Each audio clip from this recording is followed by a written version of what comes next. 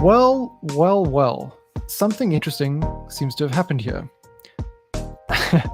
I did not go live, and I could have sworn that I clicked it. So I've been waffling on here, thinking that everything was running smoothly. Meanwhile. Okay. So we need to start again. Sorry to anyone who's been waiting. That was a wonderful disaster. Very strange. Very, very strange. Okay. Let's do this. Welcome to the classroom, yet again. My name's Ryan, and I clearly don't know what I'm doing. No, so let's have a look. I don't think there was any playing of the intro thing. So just to recap what we've looked at so far in past classes, we looked at the basics of painting value, painting color, breaking things down into shapes, looked at color temperature. And in our last classroom session last week, we looked at doing timed exercises for trying to speed up the learning process, to have a space to experiment with different color schemes, pushing different shapes, and to also put into perspective how much time you have to make key decisions for your painting as you move forward. We started off with very short 30-second paintings, and then increased that time increment to 2 minutes, 3 minutes, 5 minutes. But when you set up that 30-second time limit, and you have to try and capture as much as you can in that short time, it's obviously no time at all. But you still had to make some decisions and move quickly. Then when you increase that time increment, oh wow, I could double that time now. I can add this, I can do this neatly. And that short amount of time just gives you some perspective when you have maybe a more reasonable limited time frame, like 5 minutes, 10 minutes. Okay. So you can apply that same tactic for learning to landscapes as well. Now, landscapes is not an area I'm super comfortable with. It's something I'm trying to improve on. And it's certainly been a subject that I've found intimidating in the past. But why? How is it really any different from a still life, for example, which we've been painting in our previous sessions? Those have just been an arrangement of shapes and colors in space. A landscape is pretty much the same thing, but it's a much bigger space. Okay. Let me just check here. Yeah. Making sure now that everything cooperates. So it's just a bigger space. That's all it is, and everything in there is still. You can still break it down to those basic shapes and apply those same fundamentals. But we're going to have probably a greater sense of perspective thrown in as well. So I want to just quickly touch on perspective. I don't want to go too much into this. I've got videos on my own channel about this. There's a lot of other videos across YouTube that cover the basics of perspective. I just want to briefly go into it. So let me hide these quickly. If you want to join our session here, you want to grab a canvas for yourself before I get started, you can find all the information in the description below, in the YouTube description, or if you're on Twitch, it should be there. Or if you're part of the Classroom Artspace already, you can just go over to the folder with my name, Ryan, and you'll find session 7 over there. And you can grab one of the canvases. I can easily add in more if things start to fill up. But anyway, let's just quickly look at perspective. So when it comes to perspective, things that are really close to us, the most basic principle, right? If we're standing over here, things that are close to us appear larger than they do when they're placed much further away. Okay, the same object, same size, placed further away, just appears smaller. Okay, and we have different types of perspective. We have one point where, let's say, this is you looking forward, and we have an object facing dead on. You're looking at it dead on. We have a vanishing point in the center, right? So if you've seen bad squares like this, and you're looking at this box in front of you, you can't see any other sides. It's in one point perspective, so it's perfectly in the middle of your line of sight, with your horizon line being in the center. If we were to open that box up, we'll be able to see the inside. Okay, it's not going to be a perfect thing. But the other side of the box is the same size as the front, right? Which we've now removed. We've removed the front and we can see the back. But it's further away. So it appears smaller because now what we can also see is the tops, the sides, and the bottom here. But this is all the same size. It's just because of that distance now that it appears otherwise. Okay. So all the lines, the horizontal lines,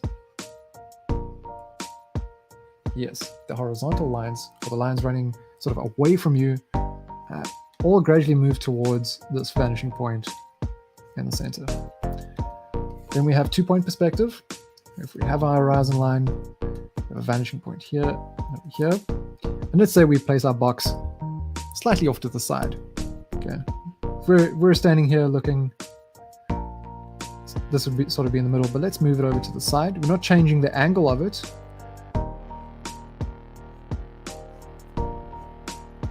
But because we've moved it over to the side, we get a sense of the side of it. Okay, so then the direction of these lines would go towards not the center. That would be wrong. It would move over to the other vanishing point, depending on how you've set things up. Now this looks like it has had its angle changed the way I've drawn it, because that's skew. Yes, but if we're keeping it still perpendicular to us, so before it was here, now it is here, but I haven't changed the angle of it at all. You can still see a bit of that side. If we were to raise it up in the air, the same thing starts to happen. If I make this square, roughly, I've put it above my horizon line, and like we had, I should actually move this to the center, but it doesn't matter. Let's keep it like this. When we kept it along the horizon line, we got to see one additional side. We've shifted it over again, but now we've lifted it too, so now we'll be able to see a third side, which is going to be the underside, okay, under here. So we're going to do the same thing where we draw our lines to the vanishing points. Okay, this one as well.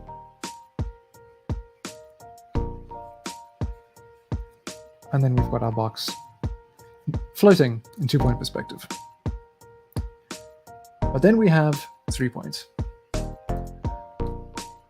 which can be a little closer to what we normally see. So if we have vanishing point here, a horizon line, and we have something,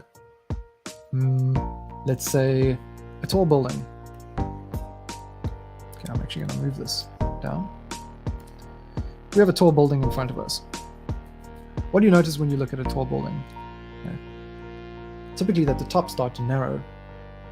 Okay, so if we place the sort of front corner, let's just do it over here for the sake of this.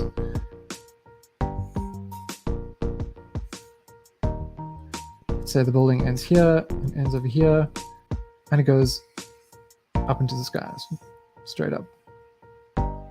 Typically, okay, this bottom section of the building is going to be closer to you, but towards the top of the building it's further away, and therefore it's going to be smaller.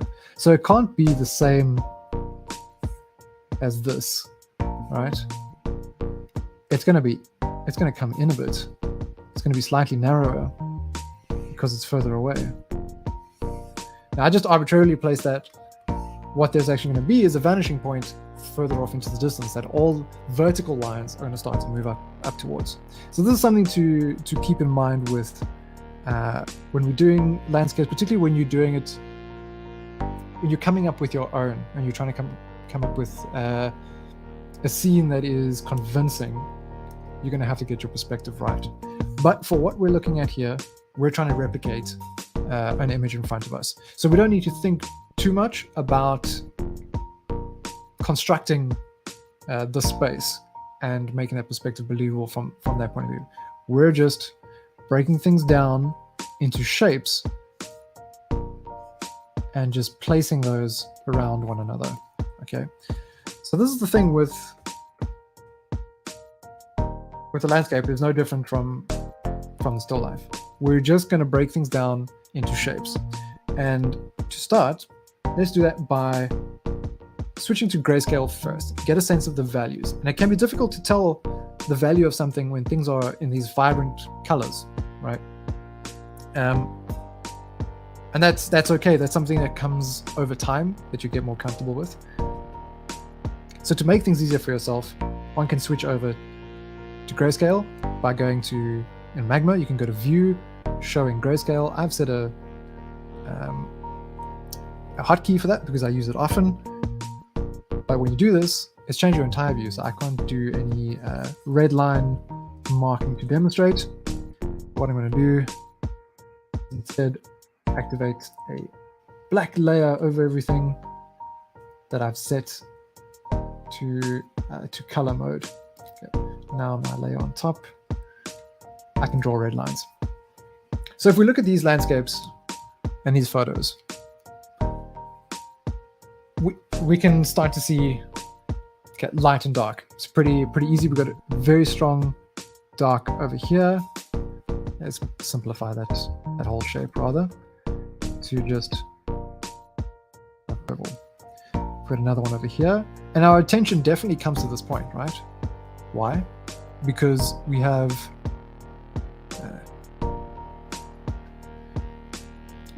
a strong contrast between the background here and the brightness of the sky. Okay, so that strong contrast, the bigger gap in value, if you compare here, there's a big gap in the values, and that draws your attention in. Let me just check this message quickly.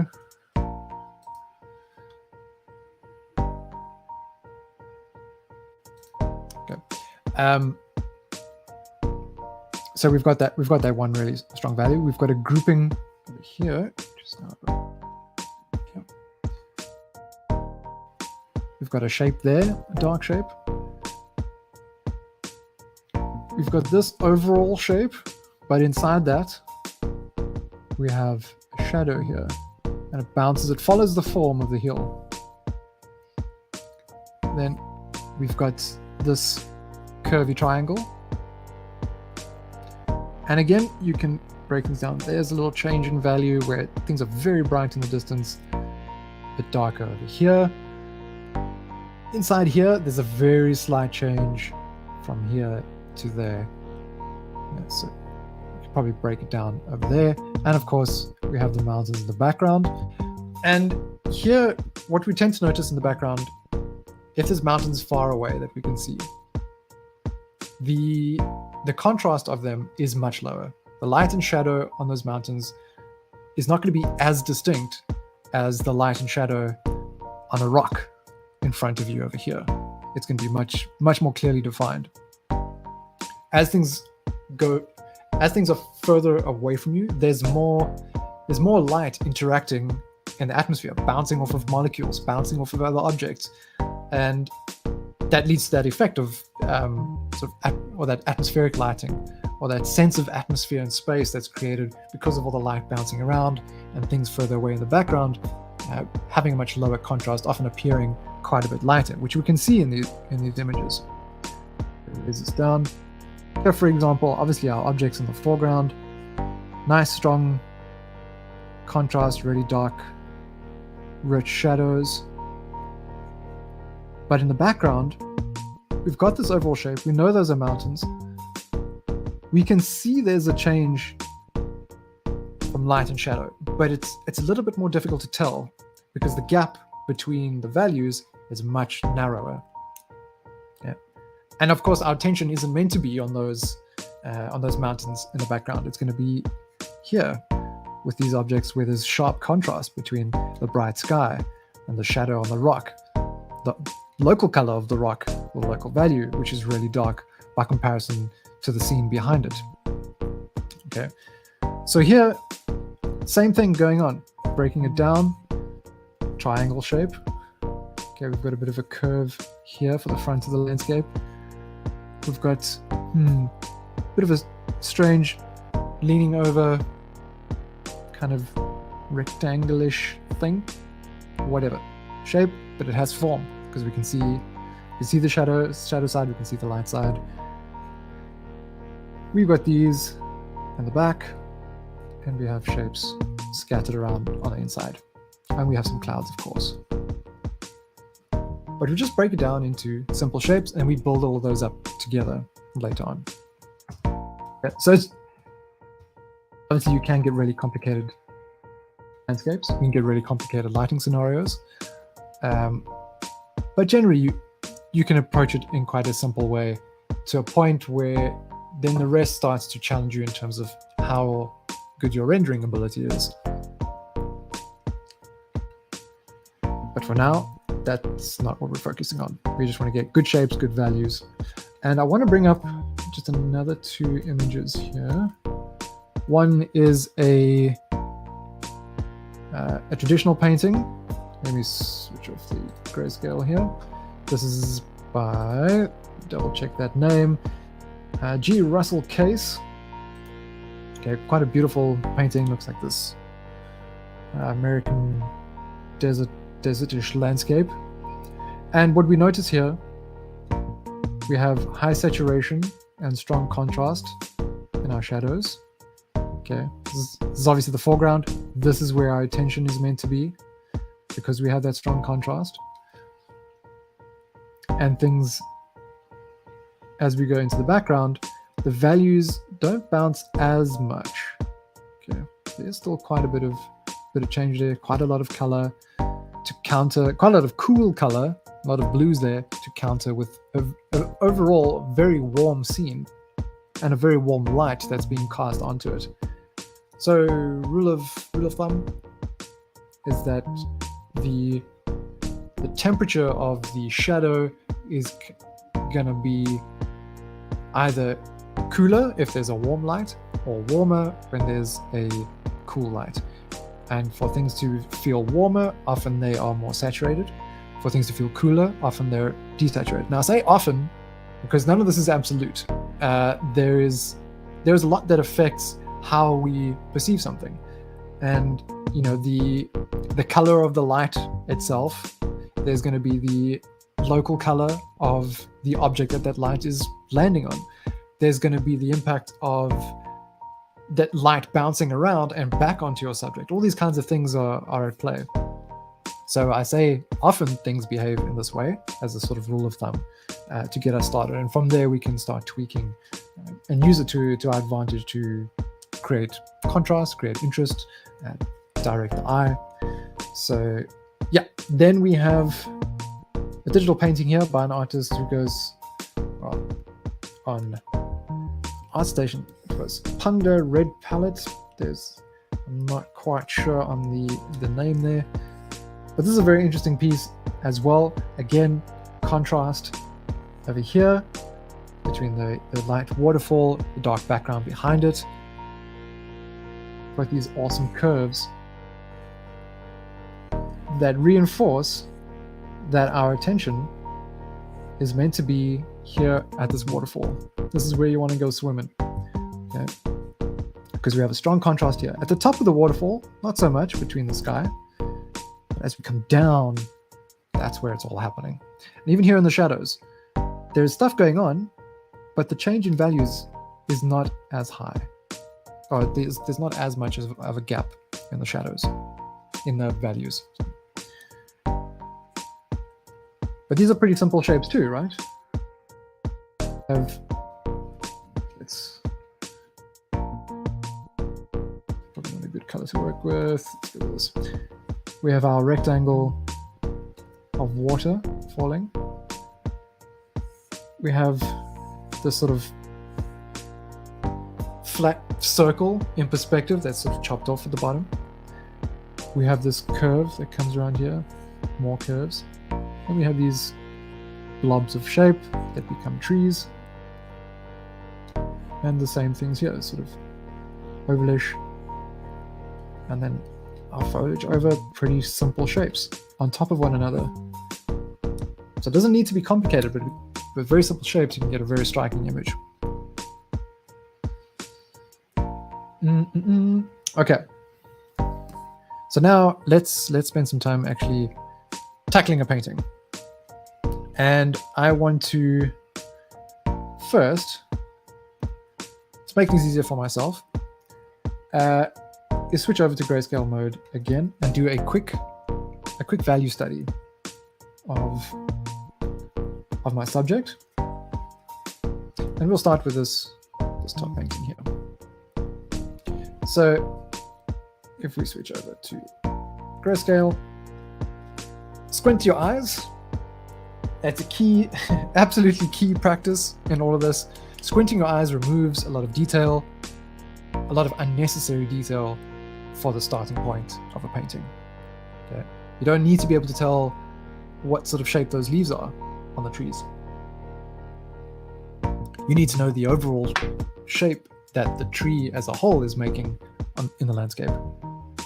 Okay, so I'm going to kind of work backwards-ish to the foreground by setting up a background first, after I create a little value scale, because this is always helpful to color pick from. It's especially helpful if I switch to the brush and not the eraser. So I go mid-tone, we can go get our darker value, get a lighter value, and let's see. It's a little tricky to break this down into just 3 values, unless we bump this up quite a bit more so it stands out from the background. So I'm going to make my brush a little bigger.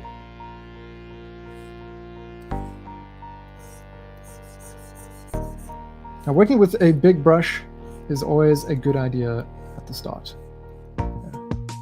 Remember, we are painting, we're not drawing with a pen. It'll take you forever to fill up background if this is what you've got to do, scratching back and forth to fill something out. We're going to grab a decent sized brush. Okay, so we've got a background. There's my small brush, which I don't want. And squinting my eyes, the sky is obviously the much lighter part. And then we have our actual land in the landscape. I'm going to make this even bigger. It sort of sits just above the halfway point. Now, I know my values aren't spot on here. They're not really meant to be. I'm just simplifying now. I'm going to grab our darker value, make this a bit smaller so we can place our trees. Let's go even smaller than that. So it comes down a little bit more. And it's sort of 2 trees here. And we have another one sort of here. We also have a cluster of trees further off in the distance, kind of around here. Now I'm just keeping it to very simple shapes to start. Right? We also have shadows. Let's shift this over a bit. our shadows, do something like this. It bounces up and it follows the form of our hill. So let's make this a bit smaller because it fades out as we go. Okay, we can narrow it down. And then let's see, we've got 3 values in here already. Can we keep it to just 3? Let's see. We've got light on the top of this hill that helps to define things from the hills in the background. And that follows sort of like that over. So I'm just going to fill that in. And then here as well, it's kind of tricky. It's not as bright as that. So now I might want to start shifting my values around in a moment. But I have enough here to be able to gauge what, have I gone too light? Have I gone too dark? There's enough information here. With digital painting, it's easy to go back. It's easy to make those adjustments, easier than if you're painting traditional. So we'll do that.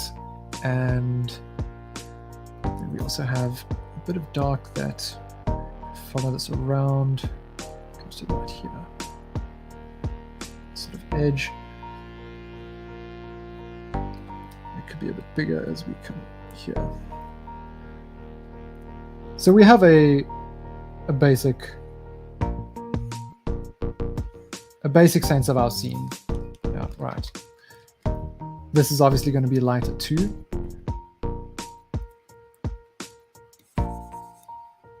Bigger. And you just keep working back and forth like this. To just get the basics of things down. And then you can add finer little details if you want to start just defining some areas. That sort of edge. Obviously, even in the road itself, there's some change in value in the gravel. Like over here, for example. And up here. But zoom out, we're starting to get a very rough sense of the scene. And we can start detailing from here if we want to stay in black and white. But let's instead move over to color. Oh, that's odd. Everyone has... You know what? It could be that... Aha. I apologize. In each canvas that we've set up, I have to enable the permissions, so I will do that quickly. You should be able to create your own layers now, Everest. Do the same over here.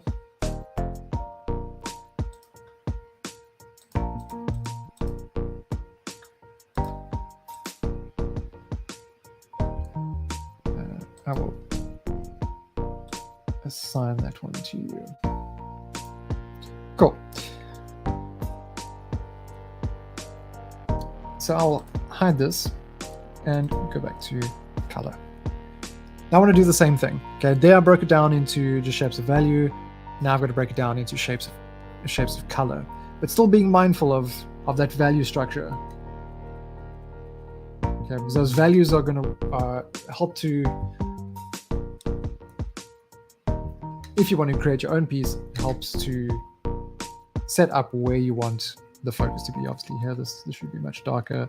And this is not where I should be focusing my attention now because we're moving to color. Right, okay. But once you have a strong value structure, when you do your studies, or if you do thumbnails, when you're trying to come up with your own thing, and you play around with these values, that's to help you get a really nice composition down. And then when you shift over to color, you'll be bringing in these different colors, and then you obviously got to think about those changes, the changes in temperature, complementary colors, all these kinds of things. But you want to try and keep to the same value structure because that's what made your thumbnail striking. If you get your contrast and your values right from the beginning, things will fall into place much more easily as you go. So let's shift over to color. I'm going to change the music because this is getting slightly repetitive. Hey, T Gaming, welcome.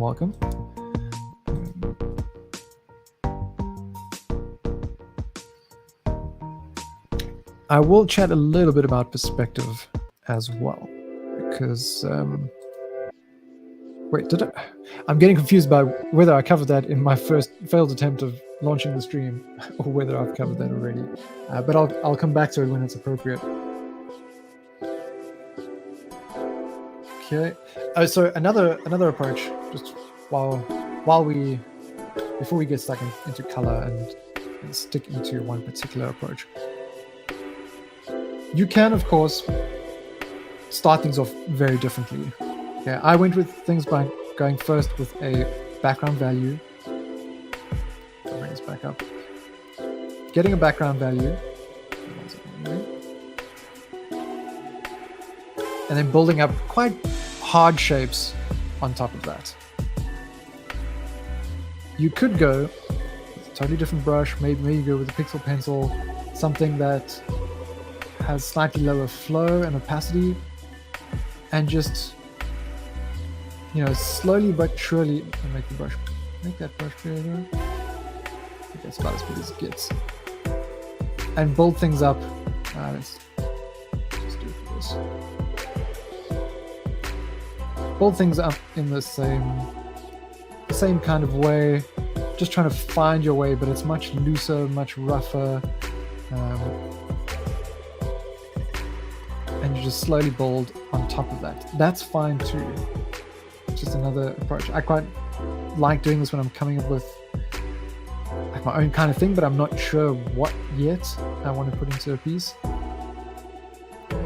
Then I'd kind of go about it this way where I'm fumbling around, just scratching all over the place, building up shapes and letting something emerge out of that. And you could do the same if you're doing a study as well. I mean, when you're working digitally, it's easy to paint over things and mess around with your shapes and adjust without needing to wait for paint to dry. So that's pretty practical. You could also, if you prefer working in a more sort of graphic style, hard edges, or at least just to build up your shapes in the same way we did with this, you could also use the lasso fill, which is this over here. Combines your selection tools and the paint bucket, essentially. So I can draw out my shapes quite easily and quite quickly.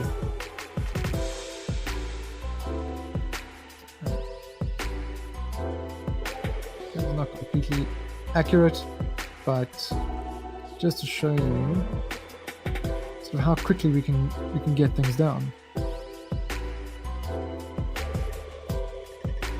And yeah, we have these shadows here. It can take a little while to get used to this tool. And we have some trees in the background.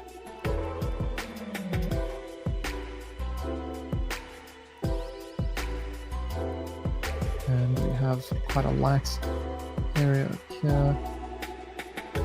And with this especially, you want to kind of be working from the back to the front, right?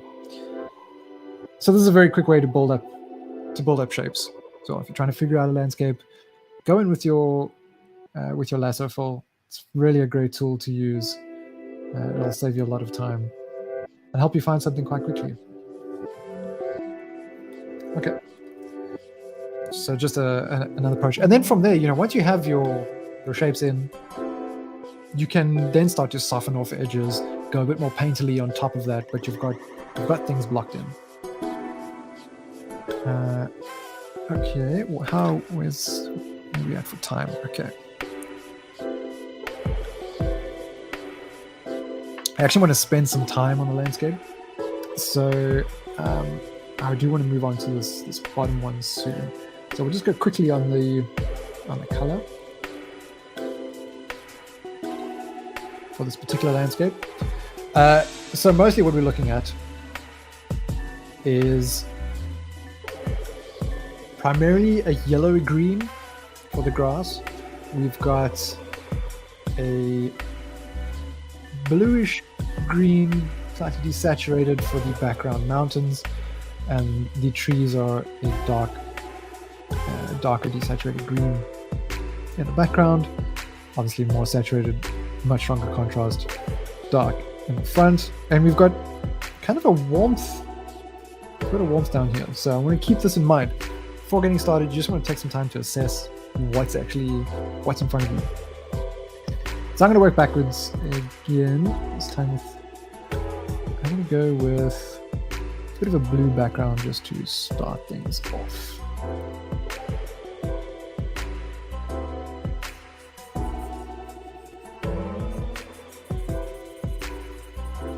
As much as landscapes have a lot of fun and interesting textures, that having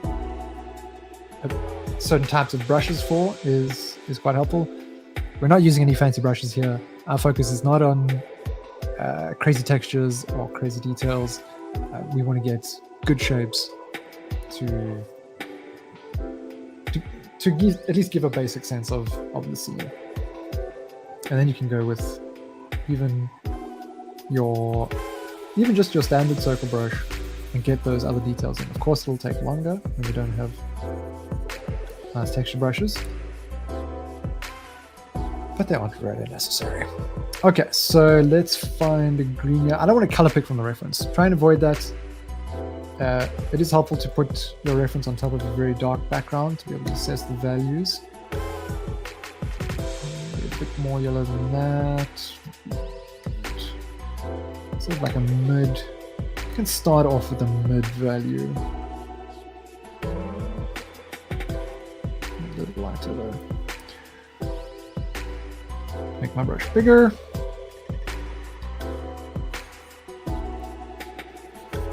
Okay. Now obviously on this background I've set, that value is a bit whack. That background is really just an underpainting. Towards the top we have, it's quite light, it's a really light value. It's down, maybe we can soften the edges a bit, fade it in, just by adjusting the flow and the opacity. It doesn't have to be a perfectly smooth transition. You can smooth out these bits later.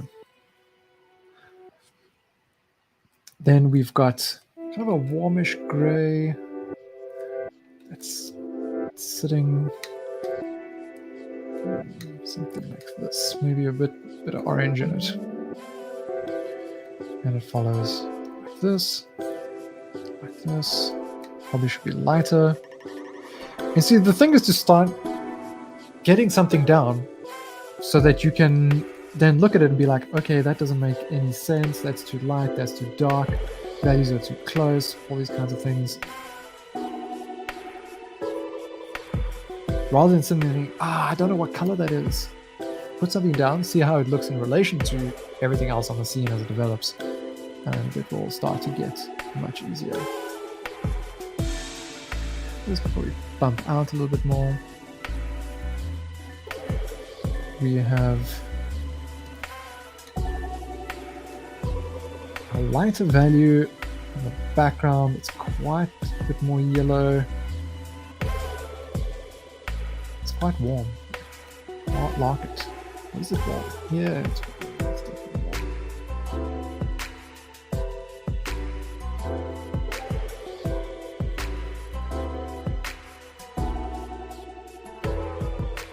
Yeah, quite bright over there.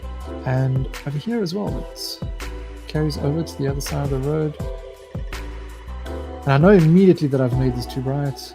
And everything else. So I can drop that value a little bit, not too much.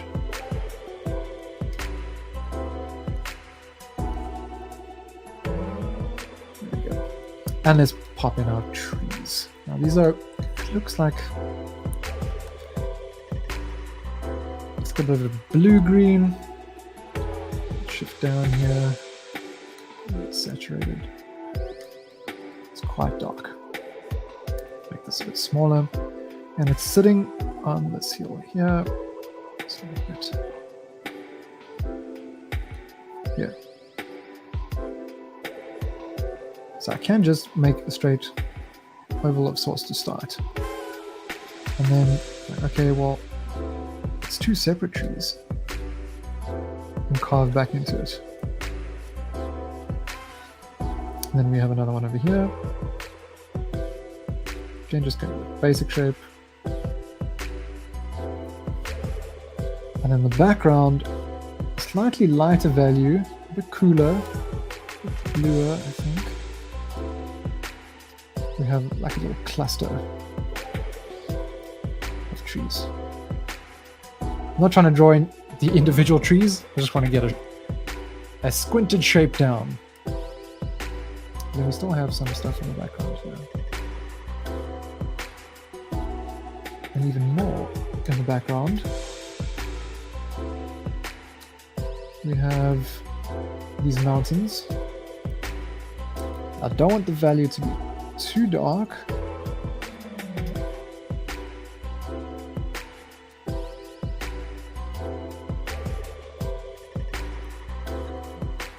A bit bluer even. There's quite a lot of blue in the air. Might take me a while to get that right, but that's okay.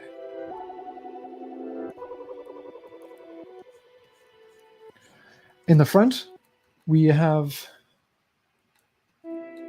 things are getting a little darker over here. Obviously along this edge too, it's looking kind of blue.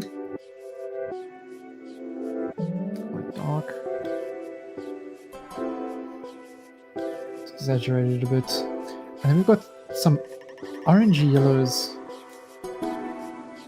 up here.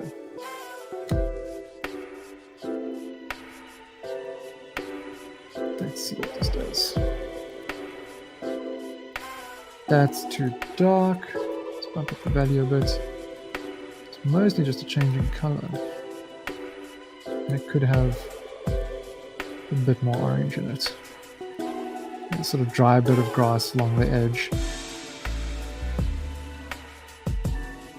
In the gravel itself, there's some changes where cars have been driving more frequently.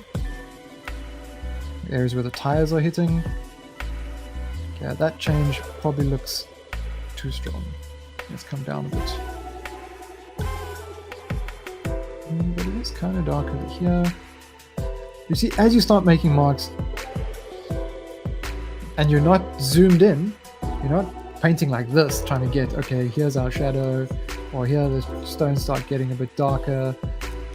We're staying quite zoomed out so that we can see the overall picture, and we can see immediately when we start making a mark how it looks in relation to everything else by comparison to the reference image, which is right next to it. Let's go up here.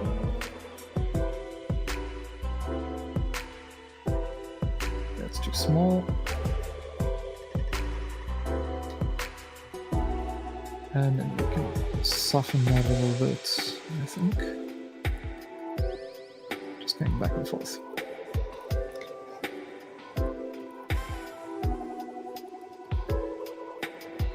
Here, this could be darker, saturated. There we go.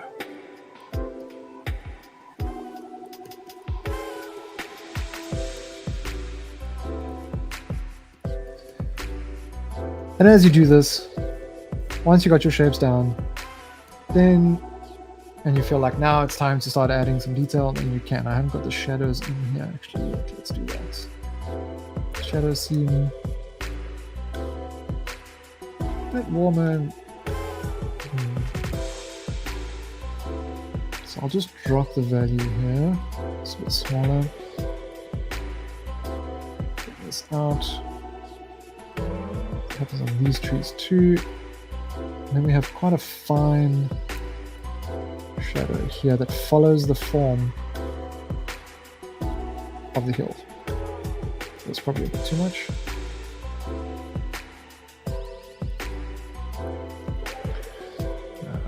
Let's see what this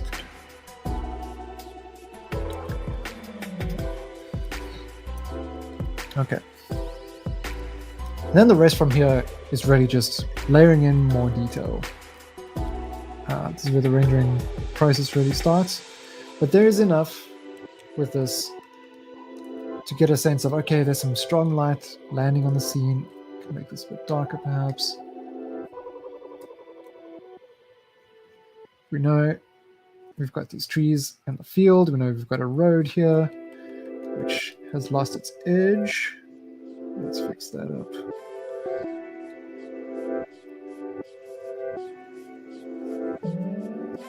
There we go. And the road, of course, has a fair bit of texture to it too.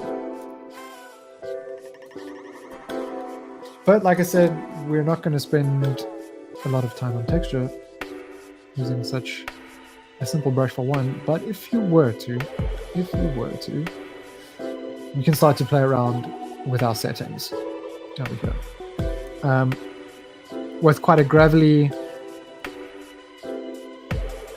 ground, there's lots of stones scattered on top of one another. So we can play with that exact setting of spread and spacing.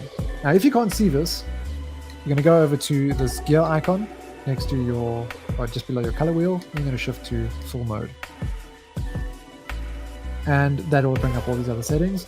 And now you can play with things like spread and spacing. Now, what this does if you have just a regular round brush, I'm going to turn off the pressure sensitivity here. It starts to spread out the stems of your brush shape. Right? The way brushes work, if you don't know, it's so we have our brush shape over here, and it creates stems of that brush shape. If I zoom in a bit here, let's make this even bigger. See, it's stamping just a sequence of shapes. And when we bring those, you bring that spacing right down, then we get a really nice smooth line. But we can manipulate these settings and have some fun with them. So let's, and not only the spread and the spacing, but you can adjust the hue and the brightness and the saturation of them as well. So if we were to add a little bit into each of these settings, see what happens now. Yeah, we get some nice variety of color in each stamp of the brush. So that's quite a fun thing to play with. Something to keep in mind if you do want to start getting some texture, but you have limited brushes available, then you can get a lot out of this. I'll do another example in a moment. But let's keep this kind of gray over here. I want to zoom out. And I want to add a bit of that into, okay, that's way too big. It's a little bit too big. I'm going to add a bit of that into here. Now, there's way too much detail for, like in relation to what we've got going on in the background already. But just to show you how you can, when you start pushing this a bit further, you start rendering it a bit more, and you want to get some texture. This is one way you can go about it. And obviously, it's lots of stones on top of one another, so maybe you want to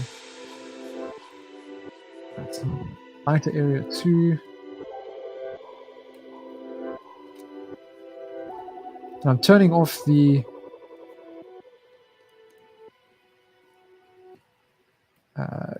density to pressure thing. I want it to be max because these are sort of stones after all. And then maybe that's just too much for what we've got going for now. So I'll switch my brush back to normal. And I'll push back that detail a little bit by dropping the opacity and the density a little bit. So I can have a bit more control there. Color pick my overall gravel color and just go over it a little bit just to push back some of that detail. It's a little too strong.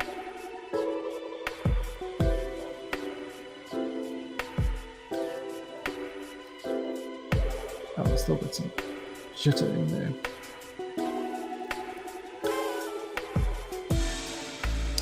Okay, so that's a start. If you guys have any questions, you're welcome to ask as I'm going along. But I want to move into the next painting here, which is a little more interesting. So firstly, let me just pull that down, put it out of the way. I don't want to delete it.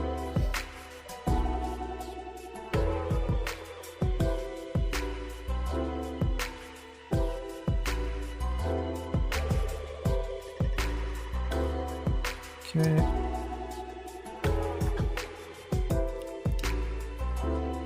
Cool. Thanks. I see Solomon in the chat there. Thank you very much. Right. So looking at this image, really cool photo from a series, and I just also want to shout out to the photographer Roland Kramer or Kramer. I'm not, depending on which. If you're from South Africa, that's probably Kramer. But if you're into Seinfeld, it's Kramer. Great image and really interesting otherworldliness to it. There's a lot going on. There's a lot of texture, but we break it down. Keep it simple. What do we have going on? We have our foreground over here, and on that we have a triangular shaped rock. Okay, that was a disastrous line. There we go.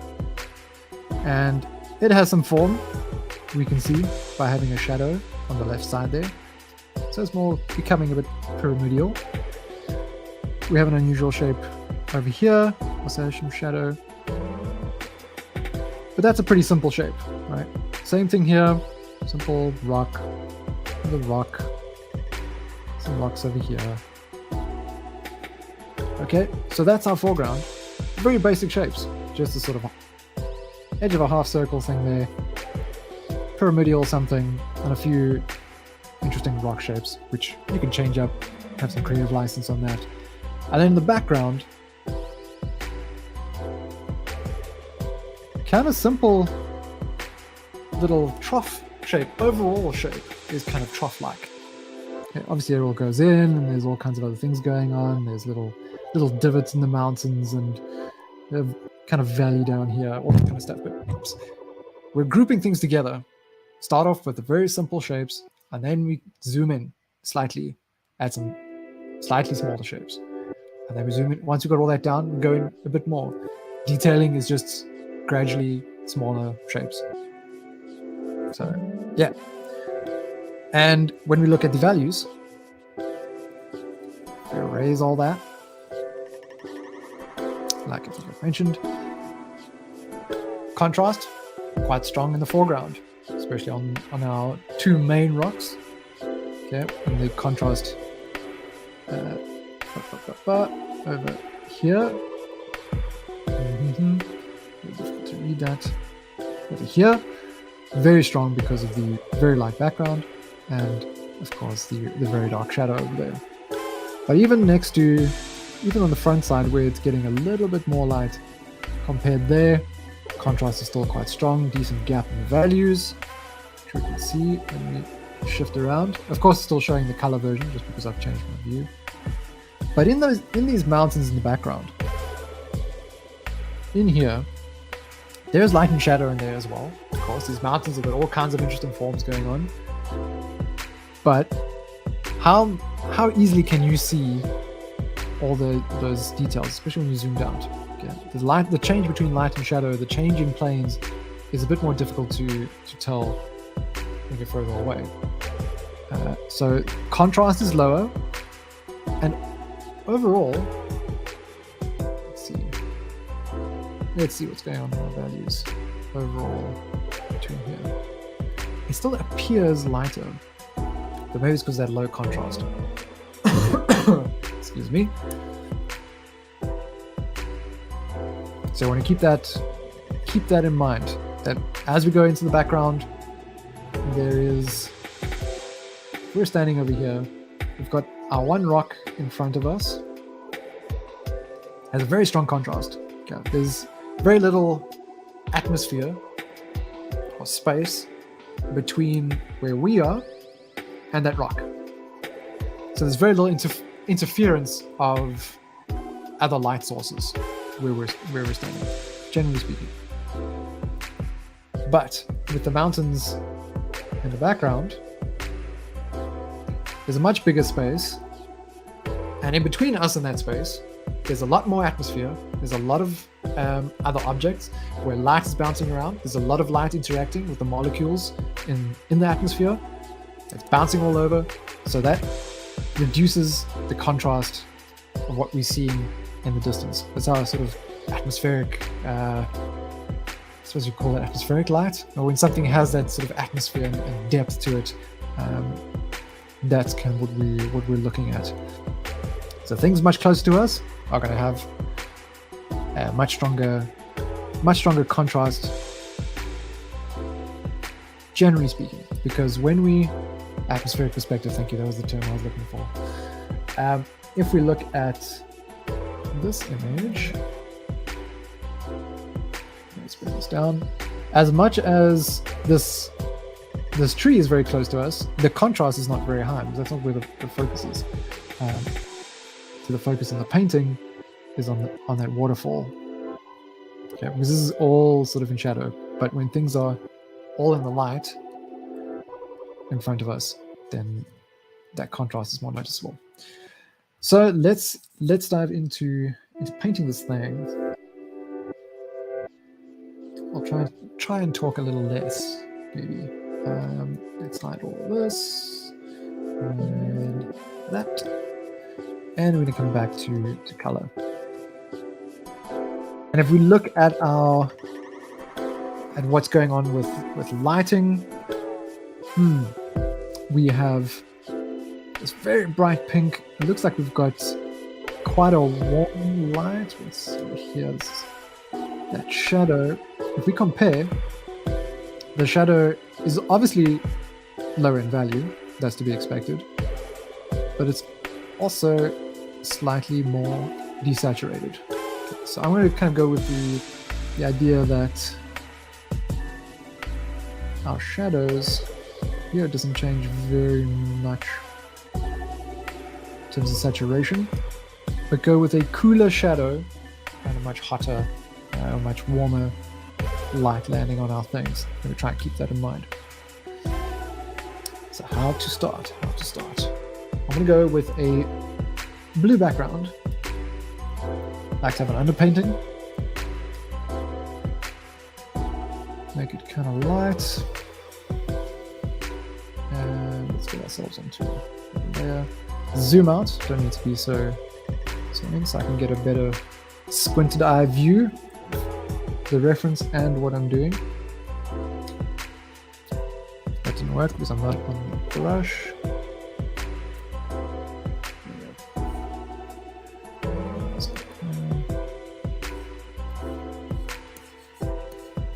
I'm just using this as a base color for the canvas. Probably stops around here.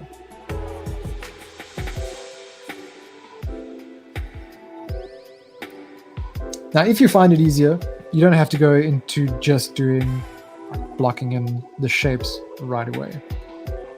What many painters will do once they've put down their underpainting or their base layer, that's more of a wash, like this. Well, this was pretty opaque. That's not a wash. But anyway, a base layer. They will sketch in. They'll sketch in their piece. So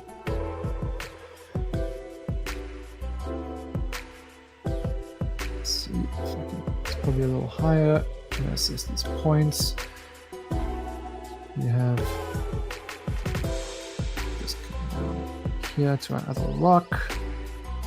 And what is this shape? I'm going to simplify it to start off as something like this.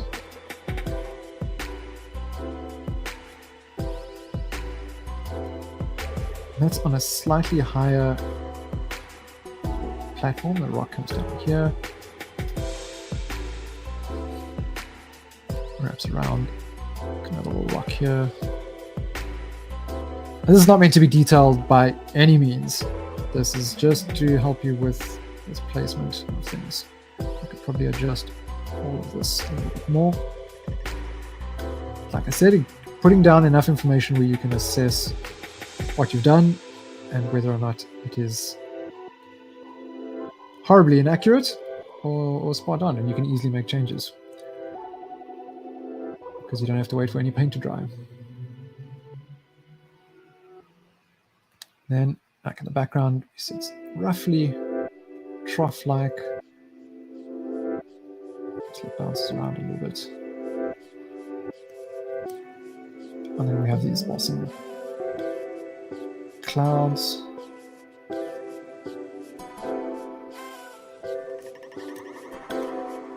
So I'll work with that to start. What is this doing?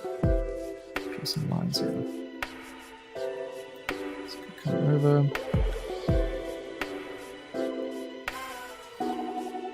Let's go little rocks. Cool. I haven't actually checked how paintings are going on the other side. Okay. Nice. Now I'm still going to try and keep in mind values here. If I switch to black and white, just have a little look. A lot of it is a sort of mid-value. The rocks are a bit darker, and then we have the light sky. And I've done my sketch layer on the same layer as my base, which I wasn't supposed to do. That's all right.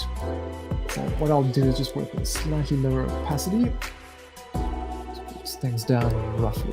So I want to start off with getting our mountains in there, and we can go from this sort of blue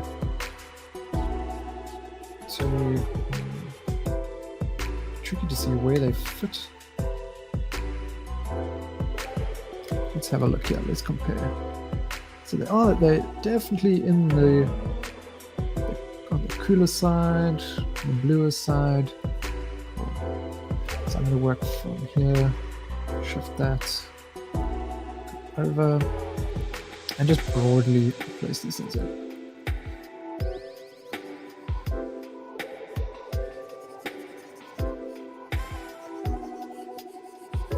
Getting the broad shapes in first. I know that's a change there. I will go into that afterwards. And then we've got our really nice vibrant pinky. Ooh, what is this? It's more of a sort of reddish orange, somewhere around here perhaps. Maybe a little hotter than that.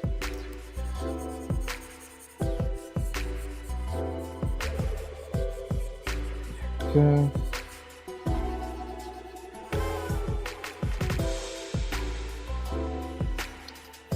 Then we have our rocks. Now the one rock is definitely a bit on the redder side, it's a bit darker. So it's reddish grey. Let's put it in.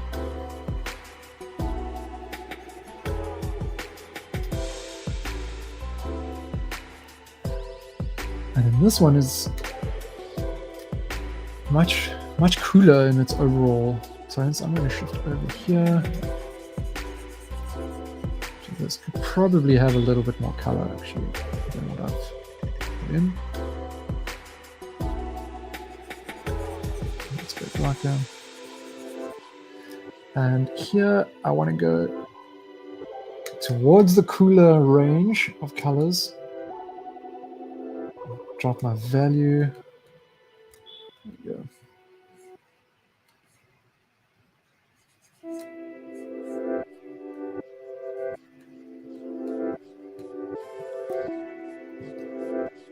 And so the piece begins. And then we've got some gray rocks scattered around this section here, which is darker.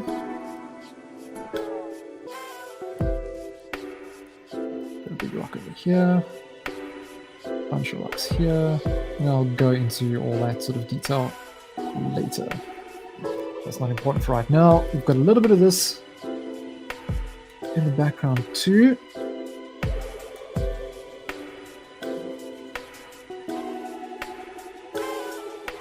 little bit of it in here. And now to sort of accentuate the... Wait, let's first get these clouds in before I start talking about accentuating atmosphere. Got a lot of white in here.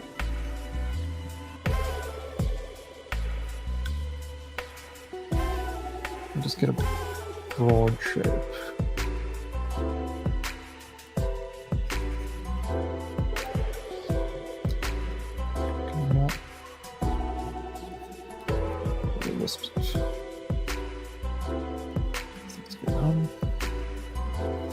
Okay, so things are moving now. Things have started. This also needs a shadow. So what am I doing here? I'm shifting towards cools, darker value. Maybe let's keep some saturation though. Make this a bit smaller.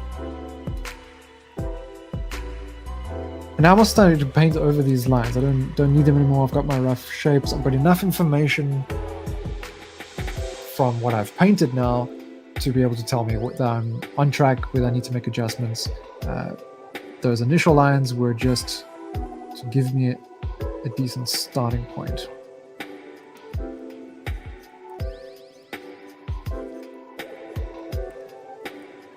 This comes over even more, I think.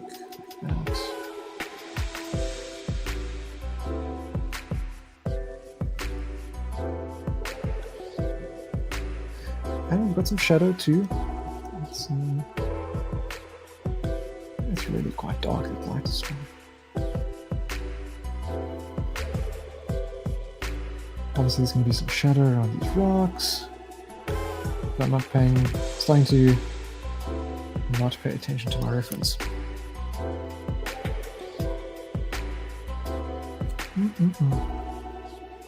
Oops, hard drive. And let's have a look. What it looks like to me, lean back a little bit, squint at my reference. This area here seems a little brighter, seems a little stronger in value than this side. And it's so slight. And I want to give it, I don't want to color pick.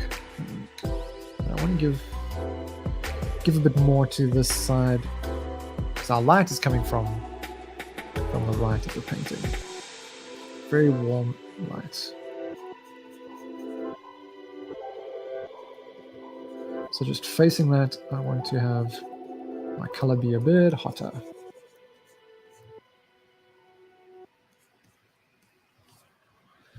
And of course the clouds have all sorts of things going on, but all the way in the distance, you know, they don't have a massive change in value. If we look at our reference, that change in value is very slight. Yeah. So those little teeny adjustments, they make a big difference. It could be a little bit more.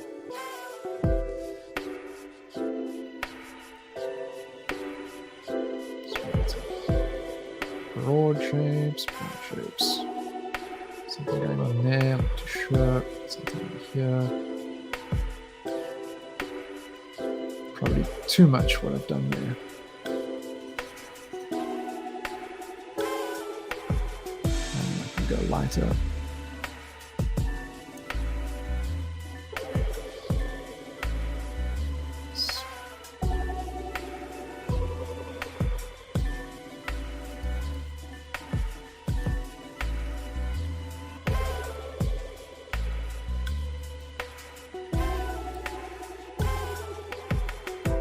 So I'm just laying down blobs of coloring paint, just to give myself an indicator. This should be higher.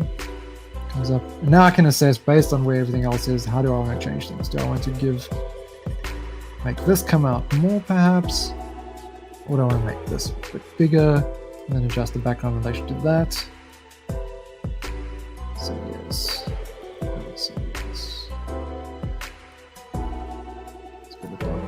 Now I'm going to bump up my opacity and all that because I don't need to preserve my lines anymore.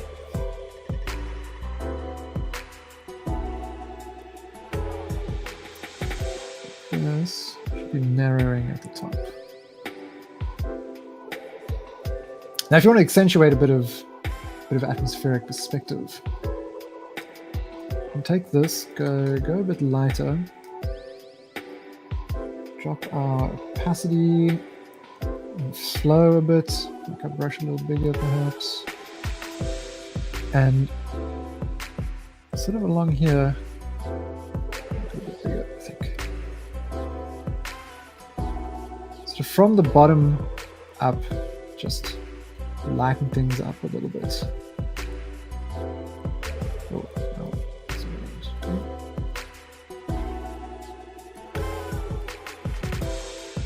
So we also have a bit of contrast along the edge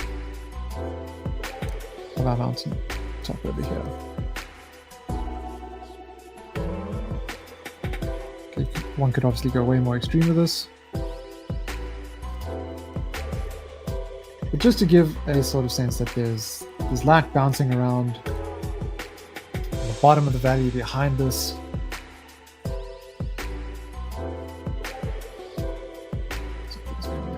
Okay. So now, you know, the basics of this piece are done. Now I can start to spend more time fleshing out these shapes, making them look a bit more detailed, get some, oops, let's put this up. Fix up some of the silhouettes on these shapes and soften some edges, add a bit more stuff, but zoom in to the next level of detail. Even on this rock, just still broadly looking at things. There's a bit of red on this rock here. Add a bit of that.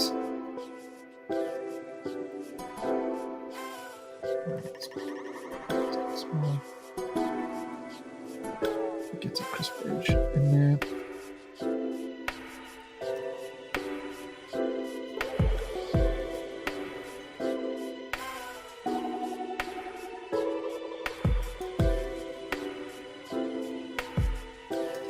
If I had started working with a really small brush from the beginning, it would take me a long time to get to this point where I'm like, okay, now I can start painting and finding the details and getting into the interesting stuff.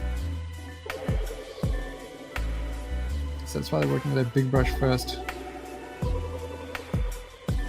That's good.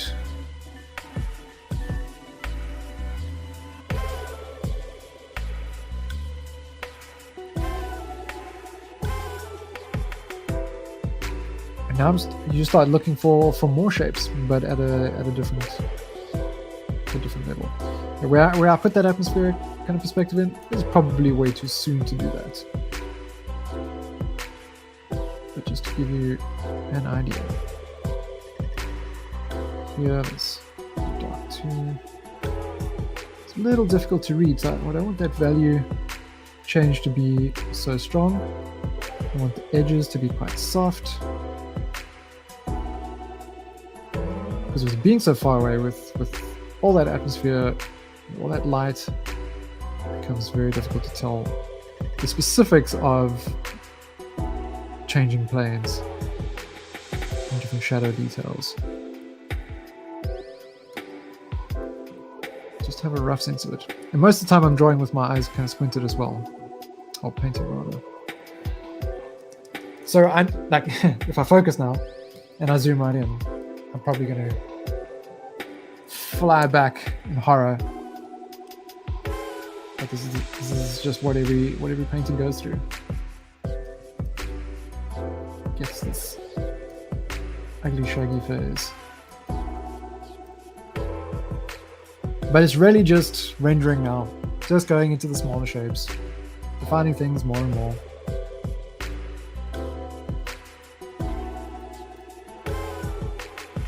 But making the same checks each time. Is this darker than that? Is that lighter? Is it cooler? Is it warmer? How's that value vary from what's next to it?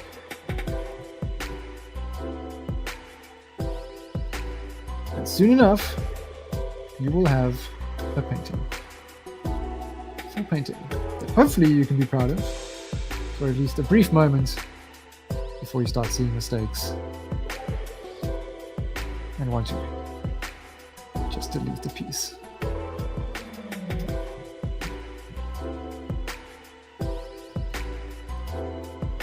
This could be darker for sure.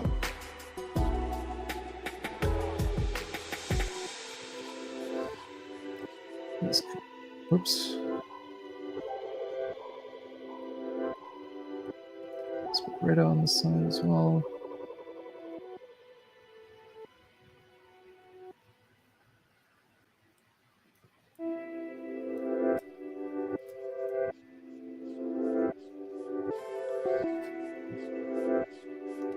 Any questions at this point? Feel free to ask.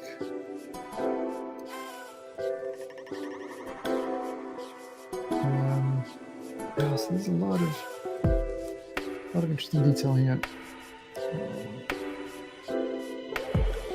Let's mess around a little bit.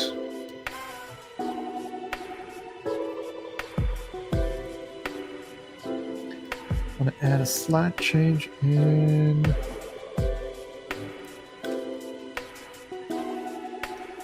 owls, please. Slight change of brightness and maybe saturation.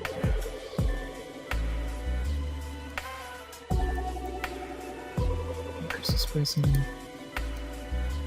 Now, from a distance, it's difficult to tell, but there's just some slight variation going even just to try and give a little bit of texture.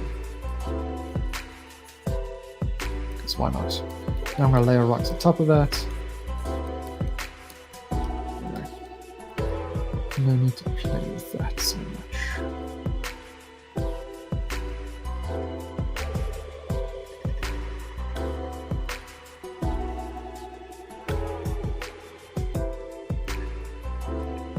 Darker one over here.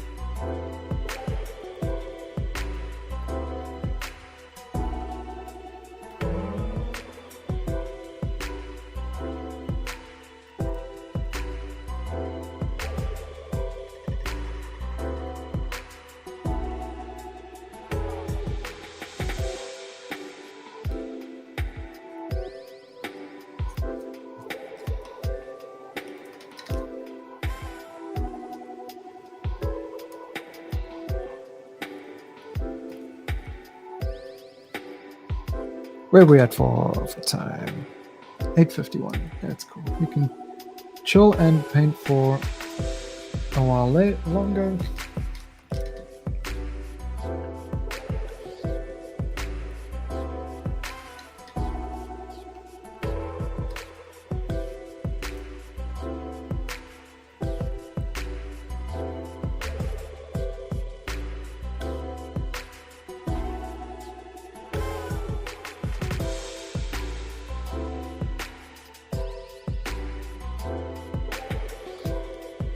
When it comes time to coming up with your own landscapes, sort of more imagined landscapes, and you're doing a whole lot of studies and now you want to set up something yourself, that's when perspective is going to really start to come in. And depending on the sort of angle that you're looking at the scene at, it's going to affect lots of directions of various lines. Run out of water. Yeah, bugger.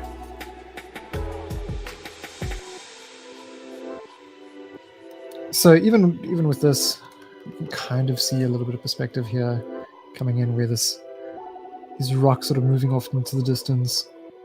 But they're all different shapes, so it gets a little tricky to imagine. But if I were to just quickly demonstrate. An object will appear smaller the further away from us it is, right? So if we're standing here and we have, let's just start with the box. we have a box here. That box is directly in front of us. If we place it further away, obviously the box hasn't changed size, but it appears smaller. Okay, and we can see this at varying distances. Doesn't matter whether you're looking at a landscape or a really tall building or a very long building, long sort of warehouse, power station, something like that, or if you're looking at an ear, for example, like Uli explained in his lecture in the classroom on Tuesday. Even when you're looking at someone in front of you, depending on how the head is turned, the way the ear appears, and the way it sort of tapers to the distance, it's going to be affected. So if we are standing looking at a box perfectly in front of us, like the center of the box is at eye level in front of us, we can't see any other sides, right? We can only see the front face. But let's say we take the front off of this box and we can see inside of it. What are we going to see? Well, we're going to see the back of the box, of course. But the back of the box, it's the same size. Okay, it's not perfectly accurate. It's the same size as, actually that's annoyingly inaccurate. Same size as the front, but it's further away, so it appears to be smaller. Okay. Keep that center. And we can also see, all the other sides, not just the back of the box, we can see the sides as well. And if we follow the lines running parallel with the ground away from us, being the top edges of the box, those points will all converge at a single vanishing point when the box is directly in front of us at eye level. Okay, so that's our 1 point perspective. If we take that box and we shift it over to the side, okay, and just place it over here, we haven't moved, but the box has, but it hasn't changed angle at all. The box is still perfectly straight, it's just shifted over to the side. Should we erase this quickly as well? Depending on how far off to the side that box is going to impact the vanishing point. Yeah. And with the vanishing point, these sides, I'm trying to remember my things. This is still in 1 point perspective. So still, if you're looking here, those lines are going to carry to there. Because it's still in 1 point perspective, because it's still sort of dead on and facing us over here, but we can still see now this other part of the box because it's shifted off to the side. But what happens when we turn the box slightly? Okay, so now instead of this whole front face being the sort of nearest thing to us, we have the one edge. And if we, let's actually shift this to the center because it's easier. When it's turned, you start to see two sides immediately, right?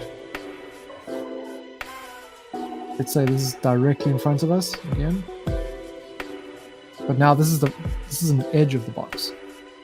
And the sides that we're seeing go off in this direction, and they go off in this direction, but the back of the box is further away, or the other edges of the box are further away. So what we'll notice is those lines will travel in a direction and converge at two different vanishing points. This is the edge of the box. Oh, there goes one of my lights. And now we've got our box at eye level, but in 2 point perspective. Okay.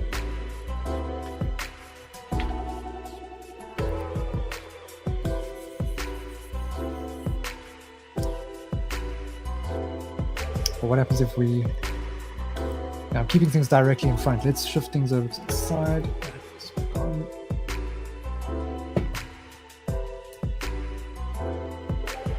I'm really like skating over this very quickly because yeah, there are a lot of videos already on YouTube explaining perspective. But let's say you're in a helicopter looking down at a building. Okay, you're quite high up, the ground is quite far away, but the top of the building is nearer to you. So the building is going to be below our horizon line because we're looking down at it. So let's say we've got the front corner of the building over here. Also goes off. You've got to always connect with our vanishing points. Let's say the edge is over here. Very skew, but okay. So this is the roof of the building.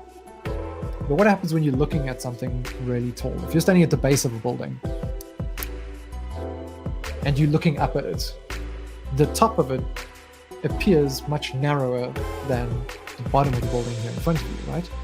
So the same thing applies in reverse when you're looking down at a really tall building. So those lines from the, when you're looking up at the building, those lines would eventually converge at another vanishing point, our third vanishing point. All vertical lines would converge there. But with this, in reverse, there would be a vanishing point far off in the distance. Straight line features here. They sort of converge at a point. Maybe the bottom of the building would be like down here. And still go to those vanishing points in the distance. How's my sticky keys coming? Okay, so this would be a box in 3-point perspective. It's something that I don't really want to get into here because the way we're tackling landscapes is a bit different and we're doing a study. But if you start to create your own landscapes, you're going to need to be aware of the perspective of the viewer and what you're busy looking at and where different lines lead to. But with this, we're basing everything on shapes, trying to replicate the reference material.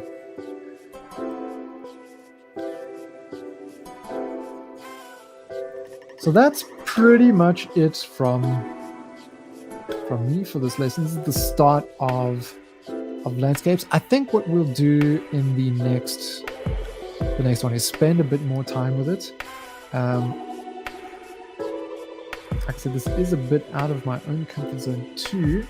So I definitely want to spend a bit of time getting more comfortable with all of this. But like I said, it's all just shapes of value and color. And this, oh, I had that wrong. Let's do this. And then gradually work down towards the details.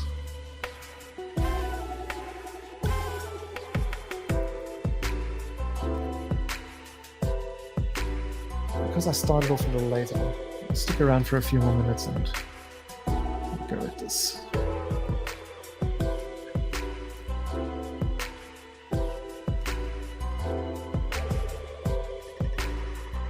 Some smaller rocks scattered around.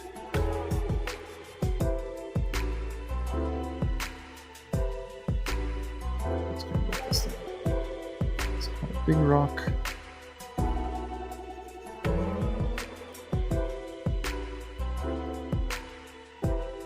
Top of it is the lights.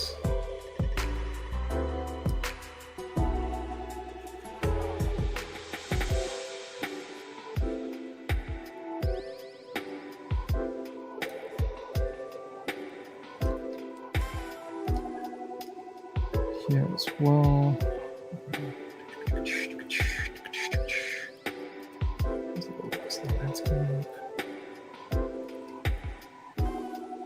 There's this little bush or something. Difficult to tell whether it's bush or lichen.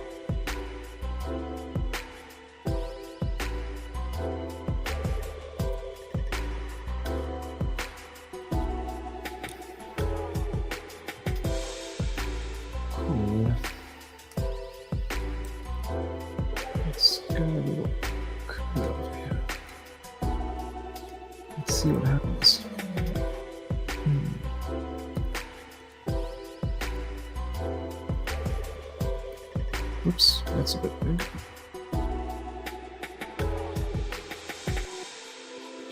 Lightly blend this in a bit. Let's put in an exaggeration on the turn of the heel.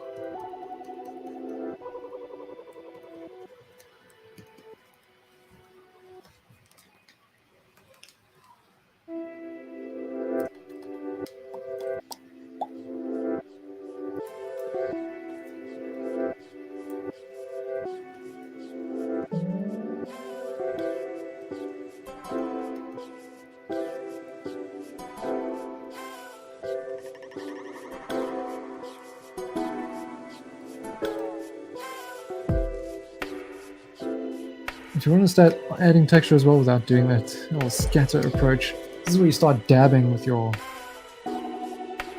brush quite a lot. Very like brief strokes. Color picking, bouncing between saturated things, and layering over.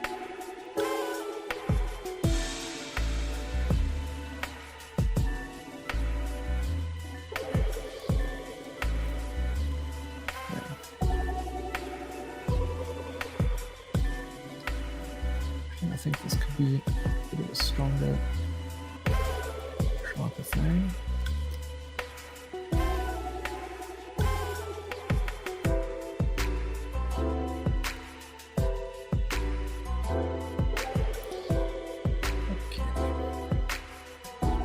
So I would love to see if you guys spend some time with this, spend some time on landscapes, doing some photo studies. Do drop your results in the Discord server. We have the Share Your Art channel, or you could actually put them in the classroom, seeing as this is related to obviously this classroom stuff that we're doing. It'll be really cool, very inspiring for others to see, motivate me as well, spend more time on this. But I hope you found it useful. I hope that landscapes don't seem as intimidating to get started with, having done this.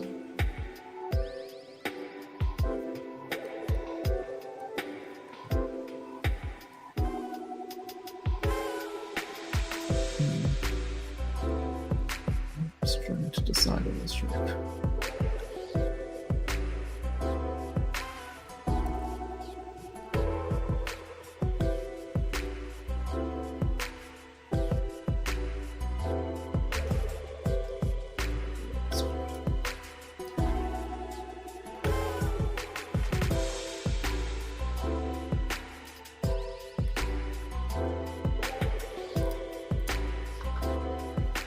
Alrighty, I'm going to stop there for now and call it for the night.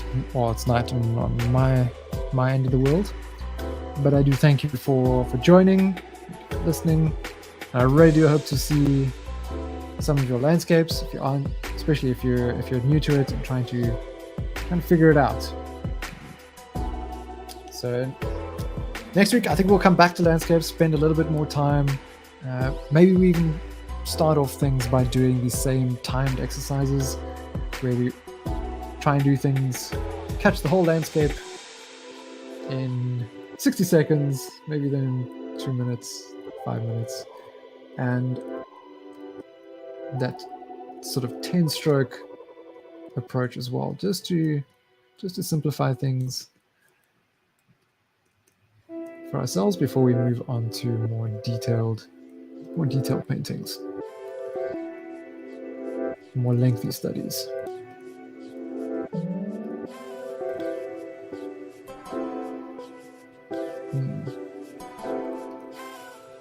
I'm actually really keen to just sit here and paint for a while longer, but my eyes need a break. So thank you very much, everyone. We'll be back next week. Join us next week, Wednesday, for the Magma Clubhouse. New month, we'll come up with a new theme. We've been painting robots for the last few weeks. There's a strong possibility of raccoons on the scene. We will see. So I hope to see you there. And let me find this rollout video. which is right here. Okay, cheers everyone. Have a good rest of the week. Bye.